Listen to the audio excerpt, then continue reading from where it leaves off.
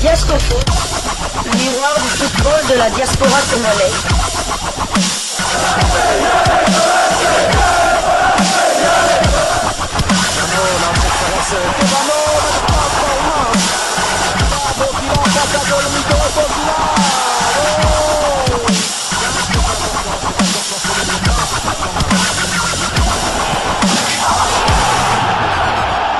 Diasco Foot, le miroir du football de la diaspora congolaise. Vous êtes sur Diasco Foot, le miroir du football de la diaspora congolaise. Diasco Foot vous dit bonjour, tout le plaisir est pour nous de vous retrouver, mais surtout de savoir que vous êtes nombreux en train de suivre votre chaîne YouTube dédiée uniquement aux footballeurs de la diaspora congolaise.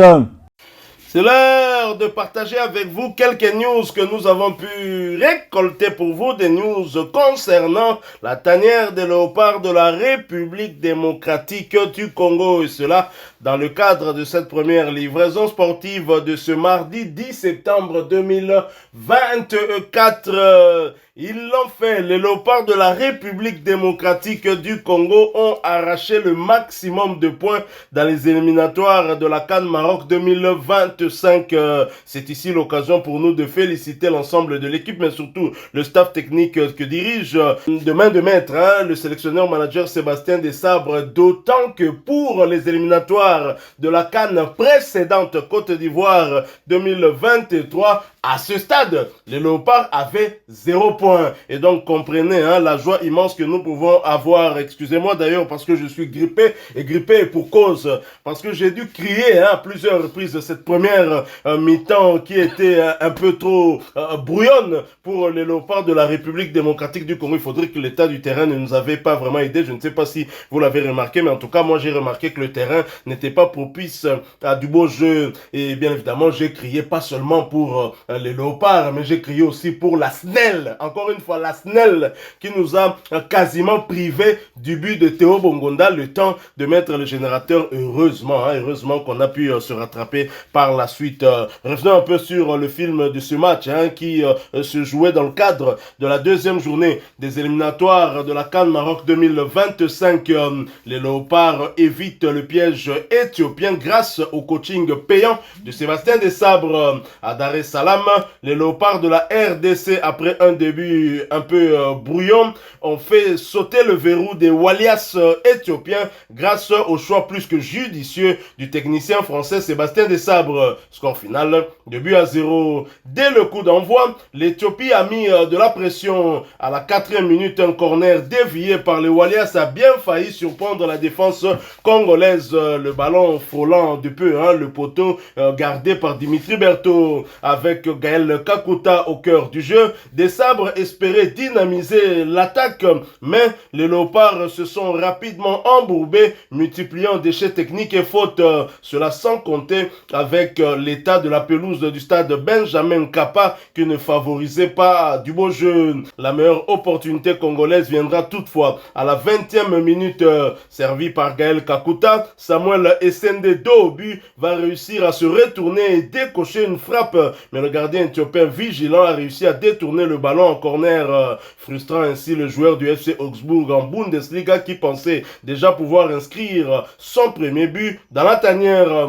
Malgré un début brouillon, les Éthiopiens ont tenté leur chance à plusieurs reprises de loin, mais sans vraiment inquiéter le sociétaire de Montpellier Dimitri Berthaud. À la 27e minute, une erreur d'Enoch Inonga Abaka Divara n'a failli coûter cher à la RDC comme lors du match face à la Guinée. Son mauvais dégagement a permis à l'Éthiopie de se créer une belle occasion, mais l'attaquant éthiopien a raté le cadre de justesse. À part la frappe de Samuel Essende, les léopards manquaient une fois de plus de tranchant, comme pour dire Sébastien Desabre n'avait toujours pas trouvé de solution à ce problème d'inefficacité offensive.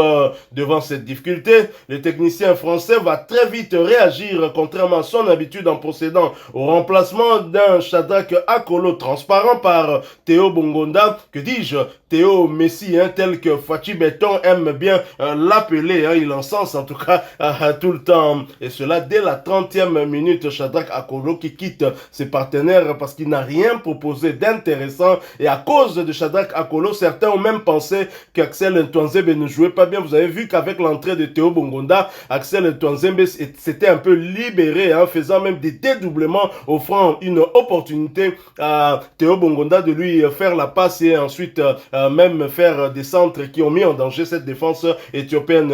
Juste avant la pause, Charles Piquel va tenter sa chance de loin après une percée de Théo Messi, mais son tir à ras de terre passera à côté. L'intention était toutefois très bonne.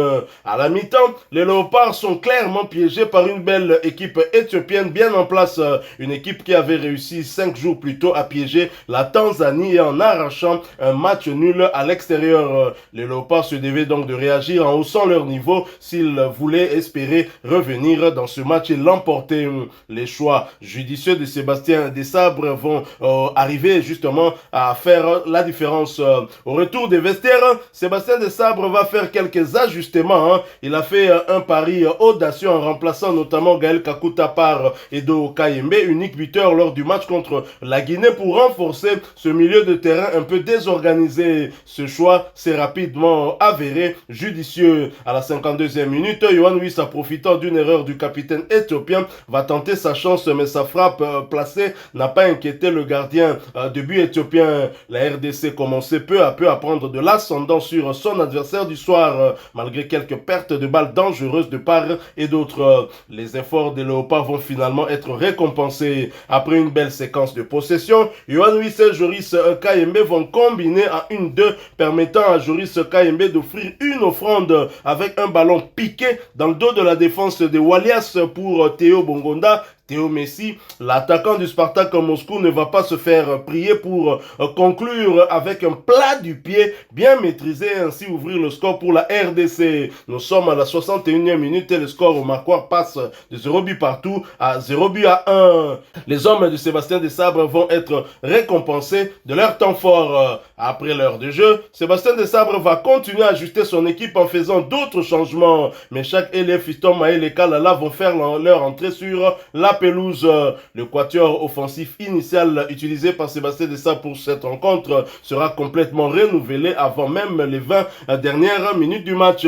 Plus serein, les Congolais ont assuré leur victoire à la 76e minute sur un corner bien tiré par Meshak Elia. Le cyborg congolais Fiston Maël, qui était de retour en Tanzanie, va décroiser une tête parfaite. Petit filet pour tromper le portier éthiopien et mettre définitivement fin aux espoirs des Walias de revenir au score. Le marquoir indiquera désormais 0 but contre 2. Le coaching de Desabre s'est avéré plus que payant. Pour les dernières minutes, le cadet national Noah Sadiki va faire son entrée, apportant de la fraîcheur au milieu de terrain et ajoutant une nouvelle sélection à son compteur. Les Léopards vont ensuite gérer tranquillement leur avance, permettant à Dimitri Berthaud de conserver à nouveau ses cages inviolées pour un nouveau clean sheet, son 3e d'affilée. Avec cette victoire, la RDC conforte sa première place du groupe H avec 6 points, avec un goal différence de plus 3, et cela quelle que soit l'issue de la rencontre qui va opposer tout à l'heure la Guinée à la Tanzanie à Yamoussoukro en Côte d'Ivoire. Voilà donc les Léopards de la République démocratique du Congo qui s'en sortent bien. C'est vrai qu'on peut émettre des critiques quant à la forme, mais quant au fond, on peut dire que l'objectif est atteint. On l'avait dit ici, que l'objectif pour les Léopards de la RDC, qui était le grand favori dans ce groupe devant la Guinée, la Tanzanie ainsi que l'Éthiopie, a réussi à avoir le maximum de points en gardant sa cage inviolée. C'est ça qui est le plus important. Quelle lecture faites-vous de cette rencontre? Une rencontre, une première mi-temps compliquée. Les Léopards ont eu du mal à rentrer dans la rencontre, hormis l'occasion de Samuel Essende qui, encore une fois, a buté sur le gardien, sur une passe de Gaël Kakuta. c'est les Éthiopiens qui ont eu les meilleures possibilités, surtout, enfin, c'est des possibilités qu'on a offertes à nos amis éthiopiens, encore eu des erreurs de placement, des erreurs défensives. On n'était pas vraiment habitué de ce genre d'erreurs hein, avec les léopards de Sébastien de Sabre. Fort heureusement, les Éthiopiens étaient vraiment très très maladroits car un des joueurs s'est même retrouvé pratiquement seul devant Dimitri Berthaud et il a malheureusement tiré à côté, tant mieux pour nous. Et en deuxième période, les Léopards ont haussé le niveau du jeu, hein, surtout grâce au changement que Sébastien Dessa a fait, notamment en remplaçant Gaël Kakuta par Edo Kayembe. Et surtout déjà à la 30e minute, comme vous l'avez dit, à Kolo par Théo Boumana. Et les changements gagnants, on l'a vu carrément car le premier but vient d'un joueur qui n'avait pas débuté le match. C'est un joueur qui n'avait pas joué le premier match qui fait le centre. Et le deuxième but, c'est les deux joueurs qui rentrant qui ont offert ce but. Donc, une victoire, on savoure la victoire. On va pas faire la fine bouche, on savoure la victoire. Je mets même à défi nos chers abonnés pour savoir à quand remonte un début de tournoi pareil pour la RDC en éliminatoire de la CAN. Je ne parle pas de l'éliminatoire de la Coupe du Monde car avec Florent Ibengue, nous avions fait 6 sur 6 hein, lors des éliminatoires de la Coupe du Monde 2018 en battant notamment la Libye à Kinshasa et puis la Guinée 1-2 du côté de Conakry. Mais en éliminatoire de la CAN 6 sur 6, en tout cas, moi je n'ai pas souvenir de cela.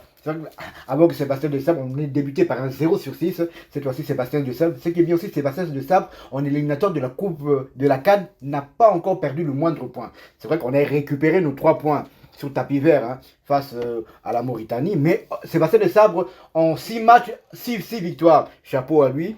Donc on va attendre les prochaines rencontres. Donc la RDC pourra déjà se qualifier lors de la prochaine journée. Non, de la sixième journée. Non, la quatrième journée, pardon. Mais de toute façon, quoi qu'il arrive ce soir entre la Guinée et la Tanzanie, l'équipe qui sera troisième sera au minimum à 5 points de la RDC. Parce que si la Guinée remporte, la Tanzanie va rester avec ses 1 point. Et si la Guinée fait match nul avec la Tanzanie aura 2 points, sera deuxième avec 2 points. Et la Guinée aura quand même 1 point. Donc, la RDC fait de toute façon la bonne affaire, car la troisième équipe est déjà reléguée à 5 points. J'entends beaucoup de nos confrères critiquer hein, le fond, le jeu des Léopards de la République démocratique du Congo, mais il faudrait quand même suivre les statistiques de cette rencontre. Je pense que si on pense que les Léopards ont mal joué, que les Éthiopiens ont bien joué, un peu comme contre la Tanzanie, les Éthiopiens ont eu la possession de balles, une possession plutôt stérile, une possession contre la RDC qui était à 52%, contre la Tanzanie, l'Éthiopie était à 53%, 47% pour la Tanzanie et 48% pour la République démocratique du Congo. Et les Éthiopiens tirent beaucoup, mais rares sont les tirs cadrés. Ils ont eu à tirer à 11 reprises pour un seul tir cadré, alors que les Léopards ont tiré à 8 reprises, mais 5 tirs cadrés, dont 2 ont fini leur course dans les filets éthiopiens. Et les Léopards qui se sont montrés plus que solides, hein, puisqu'il s'agit d'un 3e clean sheet d'affilée avec cette défense centrale dirigée par Chancel Mbemba, accompagné par Enoch Inongabaka. Enoch Inongabaka qui est critiqué. Moi-même, je suis le premier à le critiquer parce qu'on sent il a un excès d'assurance hein, qui finalement lui fait faire des erreurs hein, qui auraient pu nous coûter très cher déjà face à la Guinée et même face à cette équipe éthiopienne. Enoch Inongabaka a eu un peu trop de zèle. Hein, ça a failli nous coûter. Mais heureusement, chaque fois, il se rattrape bien aussi. Et heureusement pour nous d'ailleurs, et la République démocratique du Congo a quand même réussi à garder sa cage inviolée. On reviendra bien sûr par la suite avec beaucoup de sujets que nous allons pondre parce que bien évidemment il y a beaucoup d'enseignements à tirer hein, de cette trêve internationale par rapport à cette sélection, par rapport au staff technique, mais surtout par rapport aussi à chacun des joueurs, hein, des joueurs qui ont presté, ceux qui n'ont pas encore joué. Nous allons revenir en long et en large pour parler de ce qui a marqué marché, ce qui n'a pas marché. Mais déjà, moi, je vois une progression, une nette progression entre le match de la première journée et celui de la deuxième journée. Déjà, en termes de buts, les Léopards nous ont régalé avec 2 buts inscrits, alors que on avait du mal à inscrire plus d'un but. La dernière fois qu'on avait inscrit plus d'un but, c'était lors du match des quarts de finale de la CAN face à la Guinée. Et ensuite, c'était compliqué. On n'a même plus inscrit de but jusqu'à ce match au Sénégal, où on a réussi à égaliser un but partout. Et avant de battre le Togo, on en était à 1 but par match. Je me souviens même d'un compatriote africain, je ne sais plus s'il est de quelle nationalité, un certain Renato, qui passe sur les réseaux sociaux, qui se moquait derrière de nous. Les Léopards ont encore gagné, mais toujours un but seulement, un petit but seulement. Mais voilà qu'aujourd'hui, nous en sommes maintenant à 2 buts inscrits. Entre-temps, Dimitri Berthaud n'a pas encaissé, c'est ça le plus important. Alors, Congolais, Tolingaka Nini. Tolingaka Tomo nage à Barça, mais Barça n'a pas Champions League à 8 ou bien Tolingi Tomo nage à Real, a gagné Champions League. Il faut tout Beloni Tolingi parce que nous jouons les éliminatoires. Certes, le football reste d'abord un spectacle, mais football, il y a l'élo et ça a un objectif clair. Objectif n'a pas Zanini. Tous soit 3 points pour que tu se positionnes bientôt Kende Cannes. C'est ça le plus important. Et celui qui a un objectif Ezali, peut-être tu comme demi-finale, peut-être tu gagné. Et donc, pour tout entraîneur, un peu comme Deschamps l'a critiqué, entraîneur surtout alinga ko gagner match, mais et loko entraîneur toi boya que ça non ko encaisser. Parce qu'il y a bien que ce qu'on encaissé té, pour la match té. Donc voilà, c'est vrai qu'il y a des imperfections, toujours constatées. Tobo Sanakapete état à terrain. Aussi bien état il y a terrain à stade des martyrs. Et ça bien te permettre jeu se développer malamonté. Aussi bien peut te constater terrain on est à Tanzanie. Ballon sur le bêti en pesi passe aux hommes les eaux commentés au soukatala passe mon robe chancel même à Pesagi Dimitri Berthaud. Dimitri Berthaud peut le rôle à Zakamo mouké attentif statique à la ca.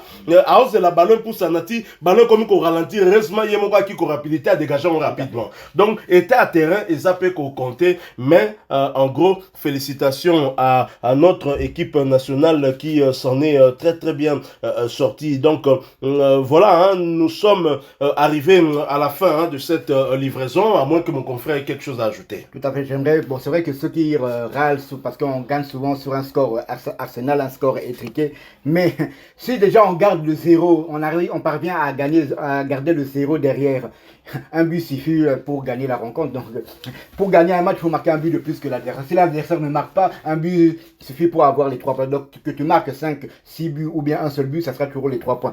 Peut-être pour le goal average. Mais j'aimerais quand même revenir sur une stat quand même qui est quand même importante. Le 9 septembre 2023, la RDC bat le Soudan 2 buts à 0.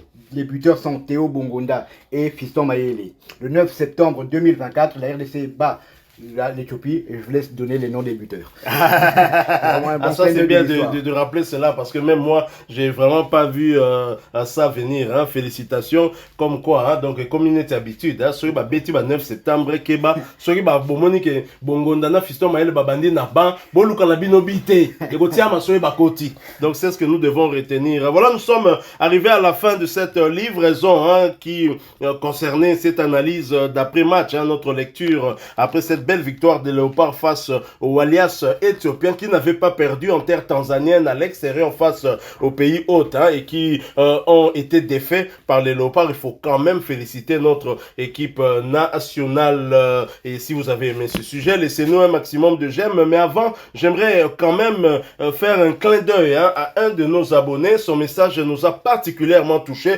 Voilà pourquoi j'y reviens. Il s'agit de Constant Kapiamba. Nous vous saluons de là où vous êtes. Hein. Vous nous avez dit que vous êtes du côté de Montréal, hein, c'est au Canada. Vous avez dit ceci: bonjour chers journalistes, je vous suis chaque jour, surtout quand je suis en télétravail.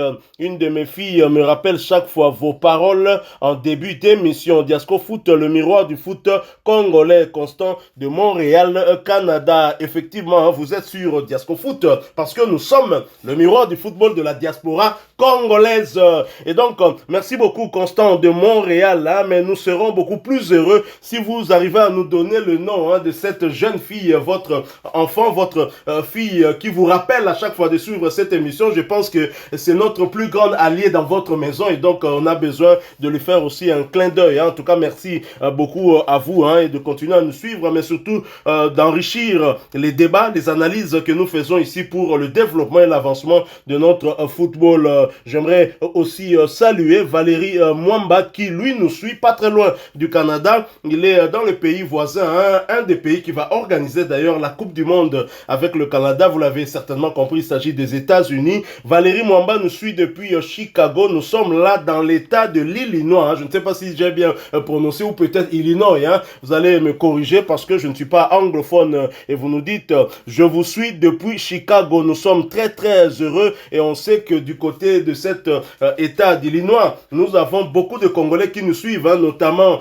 dans la ville de Champaign, à Jacksonville. Ils sont nombreux à nous suivre et nous sommes très très heureux pour ça. En tous les cas, nous vous saluons tous les abonnés de Diasco Foot et ceux qui sont habitués à toutes les livraisons que nous vous proposons encore une fois. Merci à vous. Si vous n'êtes pas encore abonné, emboîtez les pas à Valérie Mwamba, emboîtez les pas à Corneille Tanfoum, emboîtez les pas à Dalton Alphonse de Mulhouse en France pour rejoindre cette grande famille pour le bien de notre football congolais. Et n'oubliez pas, une fois abonné, d'activer... Et Rolly de Brazza bien évidemment aussi. Et n'oubliez pas d'activer la petite cloche de notification histoire de ne plus rien manquer des prochains sujets que nous allons vous proposer encore une fois. Merci à vous avec espoir de vous retrouver bientôt dans un autre sujet d'actualité. En attendant, portez-vous bien. Diasco Foot vous dit... Au revoir.